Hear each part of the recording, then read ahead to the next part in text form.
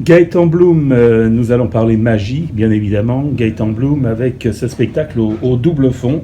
Gaëtan Bloom, je ne peux pas ne pas citer Pierre Etex qui disait Ah oui. il agit et vit magistralement. Venant de Pierre, c'est un drôle de compliment. Ouais. Gaëtan, le grand public te connaît peut-être un petit peu moins que les magiciens. Et néanmoins, tu es passé à la télévision quand même dans... Je suis passé plein de fois à la télévision à cause principalement d'un film qui était Les Soudoués. Oui. Parce que j'ai fait les deux Soudoués. Et donc, comme je le dis moi-même dans le spectacle, et je le dis pas pour faire du show-up, mais parce que les gens reconnaissent ma voix, ou des fois ils me disent mais je connais cette tête, ou ça me dit quelque chose, mais ils savent pas dire comment. Donc pour casser ça, pour couper court à ça, je dis, bah oui, dans le métier, on m'appelle le Soudoué de la magie. Il y a une raison, dans les années 80, j'ai fait un film, 2 films, les Soudoués, blablabla. Il y a longtemps, mais il y a des gens, ah oui, la mobilette. Alors cette mobilette, elle me poursuit. Mais moi, j'adore. Alors il y en a qui me disent, mais ça vous embête pas que je dis non, c'est tellement drôle.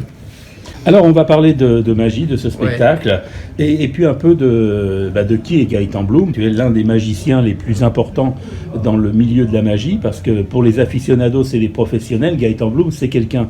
Et moi j'ai été surpris, je fais juste une petite parenthèse, c'est quand je suis allé à Vegas et à Los Angeles, quand je me suis passé au Magic Castle, enfin, je suis passé devant moi, je suis pas rentré, mais j'ai croisé un magicien qui était là et on a parlé, et la première personne dont il m'a parlé c'est Gaëtan Bloom, et à Vegas c'est la même chose. Oui, non mais c'est vrai que je suis...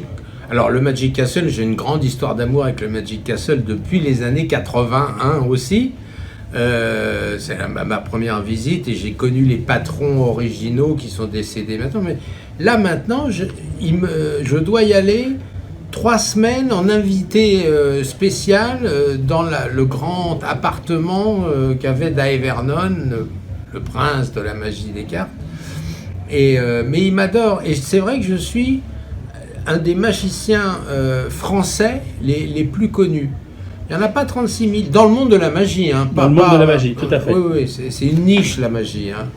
Et c'est vrai qu'ils connaissent moi, ils commencent à connaître Alexandra Duvivier, du double fond, là, simplement parce qu'elle y va et qu'elle parle. Il y a très peu de magiciens français qui parlent anglais, en fait. Alors, je parle avec un accent déplorable, mais moi, j'ai commencé à y aller, j'avais à peine 30 ans, donc voilà. Alors, il y a eu un prix aussi important. Alors, des prix, il y en a eu, hein, il en est tombé quelques-uns. Oui. Mais eux, ils m'adorent. Ils m'en ont donné il y a 1 an... vraiment le Master Magician Fellowship Award, c'est bop. Et puis un prix de créativité aussi pour. Mais ça c'était avant. Et puis il y a et une magie qui est une magie, comme disait Garcimore, décontrastée, une magie complètement, décontractée. Et puis moi ce que j'adore, c'est que, comme pour reparler de Pierre Etex, de vivre magistralement, c'est que comme Gaëtan Bloom est sur scène, il a l'œil qui frise, le garçon. On voit qu'il s'amuse encore plus que le public. Oui. Ah bah oui. Encore plus, j'espère pas, mais autant oui. Et alors spécialement le double fond, pour moi c'est un creuset, c'est un chaudron. C'est une grande histoire aussi, le double fond. Énorme histoire, ça fait 35 ans que Dominique Duvivier a créé le double fond, c'est énorme. Mais les premiers spectacles, on les faisait tous les deux souvent, avec Jean-Jacques Sanvert aussi, mais Dominique et moi, on en a fait et refait des... L'histoire est très drôle d'ailleurs, parce qu'on était dans un petit club, on avait 17 ans, 18 ans. Dominique est un petit peu plus âgé que moi, mais au début, Dominique faisait pas de close-up. Il voulait faire des grandes illusions.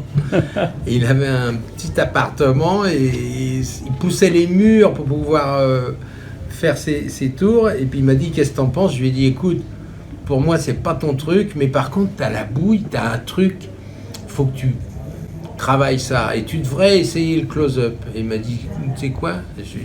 J'ai commencé à lui montrer. Et en très peu de temps, il a tout bouffé. Et puis au bout de quelques mois, j'étais au bout de mes aptitudes.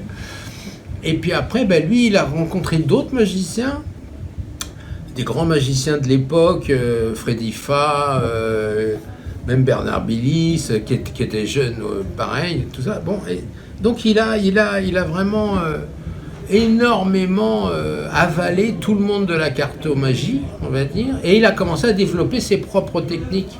Moi, c'est plutôt les objets. J'aime bien l'objet. De la magie avec des objets organique et du quotidien quasiment. Et du quotidien, ouais. Hein, ça va du boulon en passant par le fil à coudre et puis. Apparemment que du quotidien. Maintenant. Chacun a ses mentors, hein. On en a évoqué, là on a parlé de quelques magiciens. Toi, ça a été Dominique Webb. Alors Dominique Webb, on se souvient, pour les plus anciens, par ses yeux et ce côté hypnose bien avant Mesmer. Oui. Dominique Webb, moi, en fait, je l'ai connu parce qu'il ouvrait une boutique de magie à Paris quand j'avais 12 ans. Et moi, je rentrais, j'étais au lycée et tout, et je connaissais déjà la boutique Mayette, qui est rue des Carmes, qui est toujours. Et la boutique, à l'époque, c'était Monsieur Mayette qui la tenait. Et c'était un peu austère, fallait me montrer patte blanche pour... Et puis je vois aux actualités régionales un jeune homme qui est magnifique et tout, et qui dit: j'ouvre une boutique de magie à Paris et je vais donner des cours. Il y aura une école. Je note le numéro et quand ma mère rentre, je dis: il faut qu'on aille là-bas. Et c'est ce qu'on a fait. Ma mère m'a aidé, mais énormément dans tout. Donc pour la magie, elle m'a toujours aidé. Tu as fait le tour du monde avec la ou quasi. Oui. Bon, une grande partie. Je ne suis pas allé en Inde, par exemple. Voilà. Alors que en Inde, il y a un certain nombre de magiciens. Parlons de magie organique. C'est la plus belle magie qui soit là-bas, hein, honnêtement. Je l'ai vu, j'y suis pas allé, mais il y a des magiciens d'Inde qui sont venus, une troupe de magiciens de rue. C'est Hugues Prota qui les avait fait venir et c'était magnifique. Alors il y a quelque chose dans la magie qui ne peut passer que par un artiste, que par un magicien, que par un comédien, comme Gaëtan. C'est justement tout cet environnement du tour, c'est-à-dire la présentation, lui donner une âme, lui donner une vie. Mais c'est ce qui manque un peu à la magie, ce que j'appellerais la magie virtuelle ou la magie qu'on voit sur YouTube. Ça, c'est que les gens font souvent des effets, mais ils n'ont pas de public. Ils ne savent pas gérer un public. Or, le vrai boulot, il est là. Le vrai boulot, il est de prendre quelqu'un et à partir de rien, de créer des choses. Et ça, malheureusement, on va vers une surabondance d'effets, ce qu'on appelle des effets flash. D'ailleurs, ça boum, boum, ça dure 3 secondes. Ah oui, c'est rigolo. Mais il n'y a jamais vraiment d'histoire. Avant, dans les grands tours de magie, il y avait ce qu'on appelait le boniment. Et le boniment, c'était l'histoire qu'on racontait, pourquoi on faisait ce tour-là, pour montrer que ceci, que cela, enfin peu importe. Mais il y avait des raisons. C'était pas juste, tiens, je prends un truc qui est vert et puis ça va devenir rouge. Alors Gaëtan, dans ton répertoire, il y a énormément de choses. Je parlais des objets du quotidien tout à l'heure parce que il y a eu des tours donc avec des assiettes en carton, avec des bouteilles vides, avec une baguette de pain, avec la salade. Les gens qui viendront au double fond découvriront que tu sais raconter des salades aussi. Je me souviens quelquefois en parlant, de disant: ah, j'ai trouvé ça dans une farfouille ou dans un truc, et j'ai cherché ce que je pouvais en faire. Donc, plutôt que de... Ah, mais pour moi, c'est les meilleures boutiques de magie. Ou Action, mais avant il y avait des boutiques comme l'Homme Moderne ou des boutiques de gadgets, toutes choses comme ça. Moi j'adore ça. Et en fait ces tours, je les avais certains vus, je trouve qu'ils ont pris encore du corps, ils ont pris encore quelque chose. J'ai peut-être pris aussi un peu. On a tous pris. Quand tu m'as dit qu'il y avait de l'épaisseur ou je sais pas quoi par rapport à avant, je crois qu'il y a aussi une question d'âge. C'est-à-dire quand on ne fait plus les mêmes tours. Non, on peut faire les mêmes tours, mais on les aborde pas de la même façon.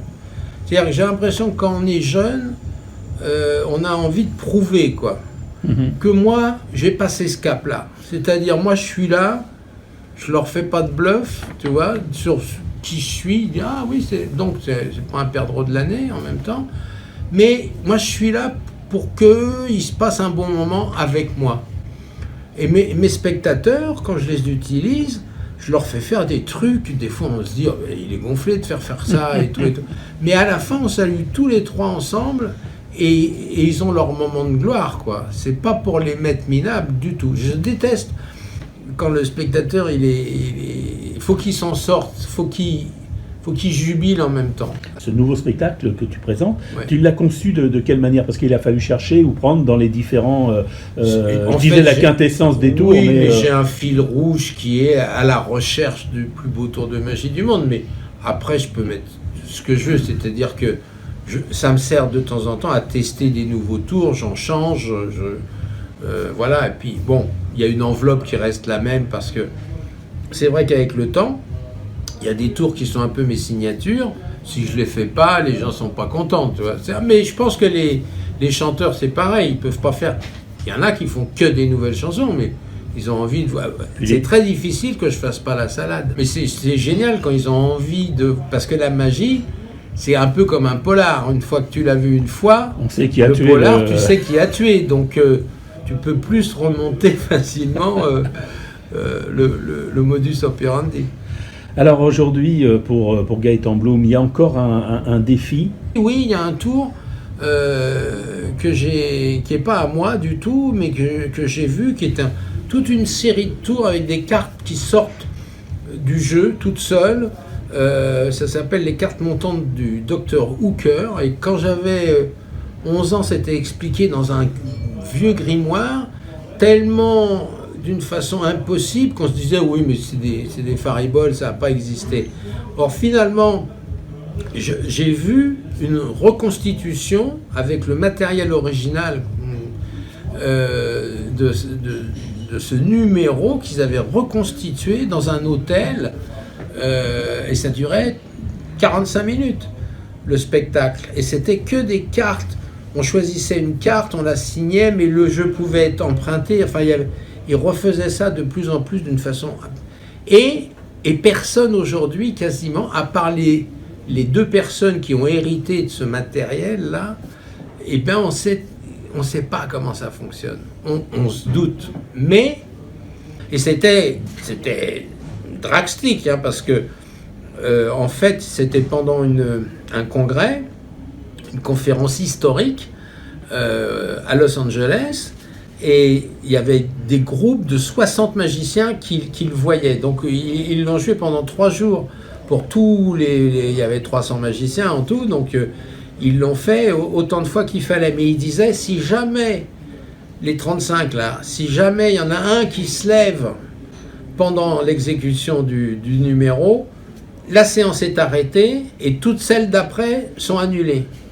Donc il y avait une pression terrible. Donc je ne sais pas ce qu'on aurait pu voir en se levant.